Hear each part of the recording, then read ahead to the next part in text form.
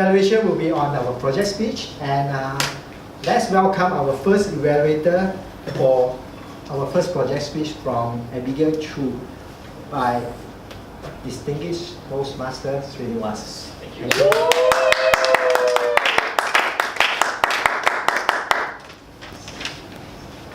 Abigail, I'm glad you didn't get eaten by the sharks. Yeah.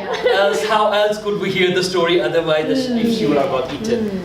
And I'm glad that you have a kind of a dad who tells you to do things which are beyond understanding.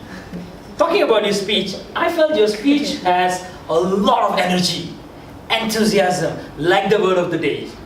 Gung-ho, full of it, full of excitement, as if you want to do it again. I'm talking about the speech and the race. It's like as if you're so excited that you're gonna go back again and do it if you get an opportunity. The good part was that it was your story. You are expressive as a speaker, and one of your abilities is that you have very good energy throughout the speech. Good for a speaker. You have very good sense of humor. I don't know you practice or planned accordingly, but when you spoke, we laughed. Every other minute we were laughing because you had this way of putting those things across, which was good. Another part which was good was your hand gestures were very natural, which means they moved naturally. At the same time, your voice was clear, loud and clear. Words were articulated well. So I felt overall that was the basic stuff was very good for this particular stage of the speech. Just to add few things, what you could take it higher. In the excitement, talking about your race and looking at orange light, you speed. That's the way normal Malaysians do. Speed. I'm like, man, I need to finish my story. And I remember you looking at it and I'm like, okay, and then your speed increased. Which tells that your speech had a structure, but somehow it wasn't practiced in terms of timing. Which means that it was a concept, which was a story, which was not well thought how long you do want to take at each particular session. Because over the time, you would need that. And where time will become very important. And Andrew is very excited to press the button. Another part, I felt that's where the power of pauses will come. When he talked about your dad, it would be very nice to slow down and say the way your dad would have said. It's okay.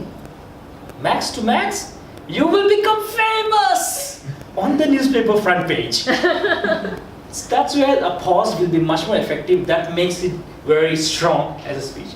Final thing, you have ability to sway. But however, as a speaker, it is not an ability, it's a disability, I would say that. Because you do sway, you're so excited, you'll come to the forward, then you'll go back, then you'll go left, and then you'll go right, which means that the stage. Now, of course, we do learn these things in a bit later stage, but the feedback form says to challenge yourself, learn to use the stage.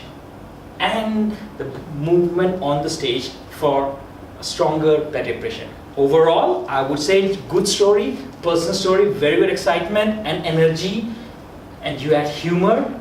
But one element which add humor and the importance will be pauses and learn to use the stage. It's not there yet. It's not there yet.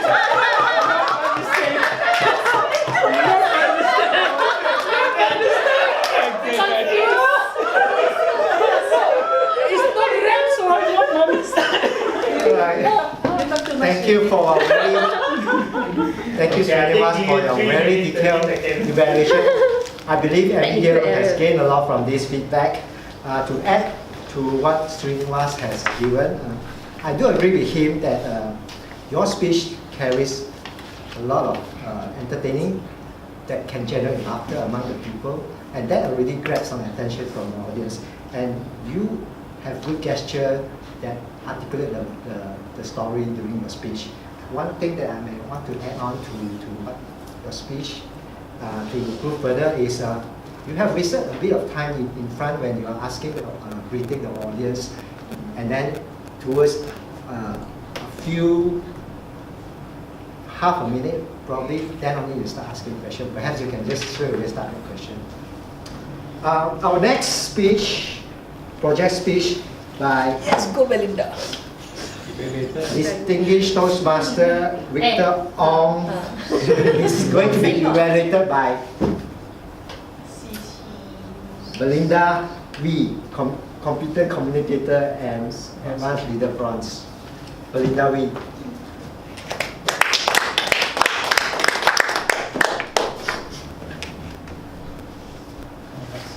Distinguished Toastmaster Victor Ong. Firstly, I would like to thank you for your very inspiring, very informative speech about Toastmaster and going beyond the club. For the newbies, this is a very good learning for you from our distinguished Toastmaster, and for non-Toastmaster who is a guest right now, you have heard what our distinguished Toastmaster have mentioned about Toastmasters. And are you inspired? Yes. Do you like it? Yes. Would you join? Yes. Yeah! See, distinguished Toastmaster Victor Ong, in his third speech, has already inspired non-Toastmaster and newbies to go beyond the club. And now, if it's very hard for me to point out anything for improvement, because he has so many years of experience in Toastmasters, and I could not find any fault in his speech, honestly. Your speech structure is very good. But I do notice two things. I'm not sure if this is part of body language or not. It's your hand gesture. Because you use your hand gesture a lot, so I would say you have complicated your hand gesture. So, for example, when you say, I am a Toastmaster, you are showing the audience instead of yourself. And when you say listen, you would your arms will open instead of listening. And when you say beyond, you're beyond, but you could say beyond right there. So I'm not sure if this is body language part or what. And then also, I noticed you shook your head a lot, because there are many occasions that your sentences is no, and then you already complicated. It's already automated that even when the word grow, you also no. So I felt that that was two things that I can share with you. Yeah. Other than that, I couldn't find any fault. I really love your speech. I really love your speech. And thank you for the general purpose and the specific purpose to persuade is really strong, and I really like it. Thank you. Back to you. He knows to comment on your speech. Thank you, Belinda. Thank you, Belinda, for your detailed evaluation for Victor. If I may add, Victor. Okay. Wow, he wants to add. Awesome. Right. Thank you, Victor, for your take-home message on Beyond the Club. I believe all the members benefited from your speech. I love that you have a very good command of English. You have a very good speech flow, and your gestures are full of conviction. Not much that I can add, but one little thing to improve is if this is something that you want to persuade the members, the audience, to go beyond the club, you may pose repetitive questions of yes, expecting a yes from the audience. First yes, second yes, and the third yes. Then the third yes is something that you want the audience to respond. Our next speaker is our very own president from Toastmasters Club, Srinivas DTM, and his speechless is going to be evaluated by Uncle Paul. Uncle Paul. DTM LS Uncle Paul. Thank you.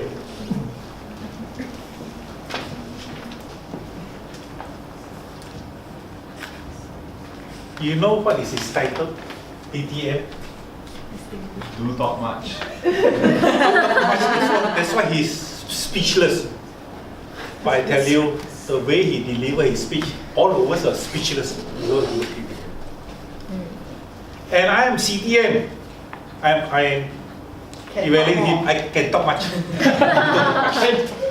For those new people who do not know. I would say that in a Toastmasters organization, he's a good example of somebody who was speechless and become, what is he used a word, I forgot. Scriptless. Not scriptless. So I was, he's so good at doing speech, you don't have to have a script. So I would say that overall he did a very good job, very motivational for us to be a better speaker. As far as clarity is concerned, he used good English, good pronunciation. I think it's an excellent word. It's a good example of, he says that when he was young, he said he was not good at English. He could give an example. I don't know what you're talking. I Singapore come, Kuala Lumpur go. That's why I was thinking, but today I'm different. I speak perfect English. So you give an example and make yourself. So we say, the vocal variety, you say, like I said, that you mentioned about your father, your uncle, but there was not much of vocal variety. You could have said that I was stuck. Could have demonstrated that and move it backwards a little bit. So I would say that the vocal variety, your gesture, I would say, yeah, you are really a good motivational speaker, full of excitement. That's why when you speak, all of us are speechless. Nobody make any noise. So I would say that audience in awareness. I noticed, I don't know why he keep looking this side. I don't know which one of these three girls he's looking at. He never look this side, I don't know why. The three beauty queens are here. So I say that you could have used your eye contact a little bit with each one of them. Then we'll have the eye contact. That will be captivating. The comfort level, I would say that this is the first speech you believe. It's the biggest bullshit in the whole world. He's a so gung-ho speaker. He cannot be speechless. I would say that he definitely, the comfort level definitely is very superior. I would say that you could have, to create more interest, you could have asked some questions to some of those Toastmasters. Example, like you can ask, maybe Li Hua, when you gave your first speech, were you confident? So ladies and gentlemen, for those who are new, you have no confidence, but do you want to be confident? Be like me. You can do it.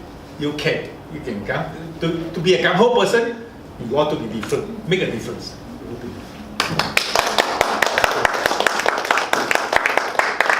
Thank you very much, Paul. Now, Sri, I like your speech to be so energetic. You give us a very good take-home message that his words can really give power.